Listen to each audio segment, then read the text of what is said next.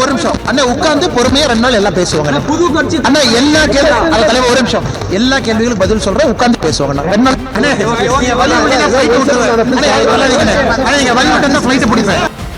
ಅಣ್ಣಾಮಲೈಯವರು BJP ತ್ಯಜಿಸುವ ಸಾಧ್ಯತೆ ದಟ್ಟವಾಗಿ ಕಾಣಿಸ್ತಾ ಇದೆ. ಹಾಗೆ ಈ ವಿಚಾರ ತಮಿಳುನಾಡು ರಾಜಕಾರಣದಲ್ಲಿ ಭಾರೀ ಚರ್ಚೆಯಾಗ್ತಾ ಇದೆ.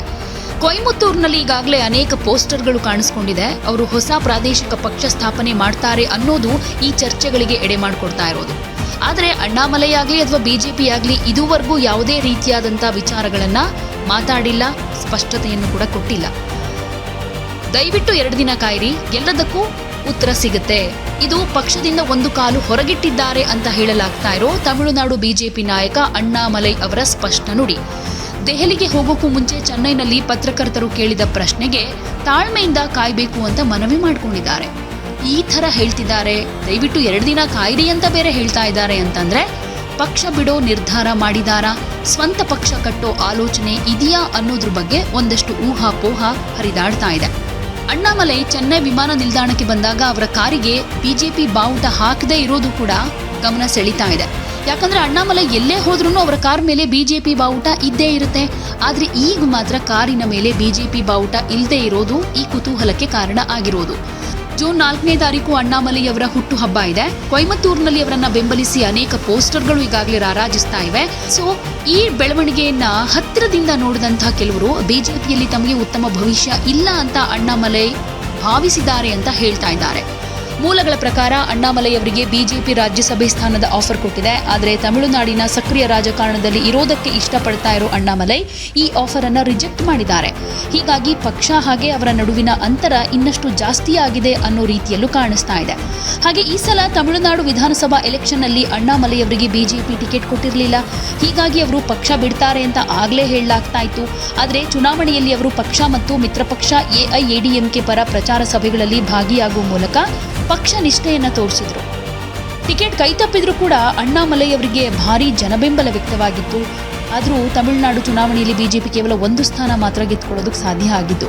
ಹಾಗೇನೆ ಬಿಜೆಪಿ ಅವರನ್ನ ಸರಿಯಾಗಿ ನಡೆಸ್ಕೊಂಡಿಲ್ಲ ಅನ್ನುವಂತಹ ಮಾತು ಈ ಹಿಂದಿನಿಂದ ಕೇಳಿ ಬರ್ತಾ ಇತ್ತು. ಒಂದ್ ಕಡೆ ರಾಜ್ಯಾಧ್ಯಕ್ಷ ಸ್ಥಾನದಿಂದ ಕೆಳಗಿಳಿಸಿದ್ರು. ನಂತರ ಅಣ್ಣಾಮಲೈ ಅವರಿಗೆ ಕೊಟ್ಟಂತಹ ಒಂದಷ್ಟು ಜವಾಬ್ದಾರಿಗಳೇನಿದ್ವು ಬಿಜೆಪಿಯಲ್ಲಿ ಅದರಿಂದ ಹಿಂದೆ ಸರಿದ್ರು. ಎಐಎಡಿಎಂಕೆ ಜೊತೆ ಮೈತ್ರಿ ಮಾಡ್ಕೊಳ್ಳೋದು ಅವರಿಗೆ ಬಿಲ್ಕುಲ್ ಇಷ್ಟ ಇರಲಿಲ್ಲ.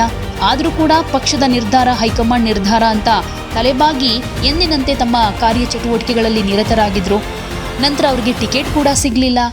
ಸೊ ಬಿಜೆಪಿ ಅಣ್ಣಾಮಲೈ ಅವರನ್ನ ಸರಿಯಾಗಿ ನಡೆಸ್ಕೊಳ್ತಾ ಇಲ್ಲ, ಯಾವುದೇ ಸ್ಥಾನಮಾನ ಇಲ್ಲ ಅನ್ನುವಂಥ ಅಸಮಾಧಾನ ಬಿಜೆಪಿಯ ಅನೇಕ ಕಾರ್ಯಕರ್ತರಲ್ಲಿ ವ್ಯಕ್ತವಾಗ್ತಾ ಇತ್ತು. ಇದೆಲ್ಲದರ ಫಲವಾಗಿ ಈಗ ಹೊಸ ಪಕ್ಷ ಕಟ್ತಾರೆ ಅನ್ನುವಂಥ ಸುದ್ದಿ ಕೂಡ ಹರಿದಾಡ್ತಾ ಇದೆ. ಜೊತೆಗೆ 2 ದಿನ ಕಾಯಿರಿ ಅಂತ ಬೇರೆ ಅವ್ರು ಹೇಳ್ತಾ ಇದ್ದಾರೆ ಅಂದಾಗ ಹೊಸ ಪಕ್ಷವನ್ನ ಕಟ್ಟೋ ಆಲೋಚನೆ ಇದೆ ಅನ್ನೋ ರೀತಿಯಲ್ಲೇ ಕಾಣ್ತಾ ಇರೋದ್ರಿಂದ ನೋಡೋಣ ಇನ್ನು 2 ದಿನ ಆದ್ಮೇಲೆ ಏನು ಅಂತ ಗೊತ್ತಾಗುತ್ತೆ. முறையா பேசுறேன் ஆனா இந்த மாதிரி பேச நல்லா இருக்காது. எல்லாத்துலயும் முறையா பேசுறேன். கீழே ஒரு அண்ணே உட்கார்ந்து ஒரு நிமிஷம் அண்ணே உட்கார்ந்து பொறுமையா 2 நாள் எல்லாம் பேசுவாங்க.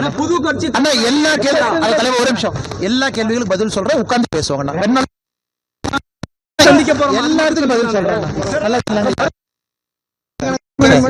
பேசுறேன் 2 நாள்ல பேசுறேன்னு சொல்றேன். தேங்க்யூ. ஹர்ட் பண்ணிக்காதீங்க. 2 நாள்ல பேசுறேன். அண்ணே அன்புக்கு நன்றிங்கண்ணே, அன்புக்கு நன்றி. அண்ணே ஃளைட் விட்டுருவேன். அண்ணே நீங்க வழி விட்டு ஃளைட் பிடிப்பேன். அண்ணா 2 நாள்ல பேசுறேன். நன்றி அண்ணா. எந்த கேள்விக்கும் மறுப்பு தெரிவிக்கிறேன். நீங்க 2 நாள் பார்க்கலாம். 2 நாள் நான் பேசுறேன். அண்ணா ப்ளீஸ் ப்ளீஸ் பண்றீங்க. அண்ணே நன்றிங்க சார். நான் உடனே பேசுறேன். நான் உடனே பண்ணுவேன். அப்படியே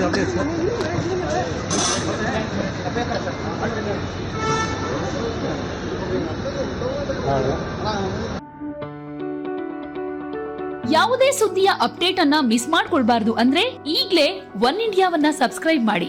ನಿಮಗೆ ಬೇಕಾದ ಭಾಷೆಯಲ್ಲಿ ಎಲ್ಲಾ ಸುದ್ದಿ ತಿಳಿಬೇಕು ಅಂದ್ರೆ ಒನ್ ಇಂಡಿಯಾ ಆಪ್ ಅನ್ನ ಡೌನ್ಲೋಡ್ ಮಾಡ್ಕೊಳ್ಳಿ.